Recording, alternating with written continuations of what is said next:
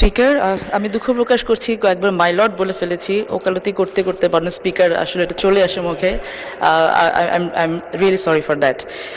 আমাদের আসলে 13-14 সেই সময়টি একটি খুব অবশ্যই খুব ক্রাইসিস মোমেন্ট আমাদের সকলে গিয়েছে। মাননীয় সংসদ সদস্য, আপনাকে অসংখ্য ধন্যবাদ এই প্রশ্নটা করার জন্য।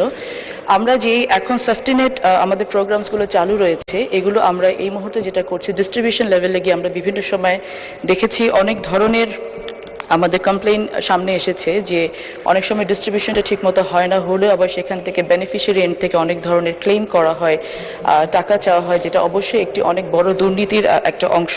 সো আমরা চেষ্টা করব আমাদের মন্ত্রণালয়ের পক্ষ থেকে ডিস্ট্রিবিউশন এন্ডটাকে যতটুকু স্বচ্ছতার পর্যায়ে নিয়ে আসা যায়, এবং ভাতাটাকে আরও টাকা বাড়ানো হবে কি না এই বিষয়টা আমাদেরকে একটু সিদ্ধান্ত নিতে হবে। কারণ এই মুহূর্তে আমরা ফ্যামিলি কার্ড নামে আরেকটি অনেক বড় প্রোগ্রাম হাতে নিয়েছি।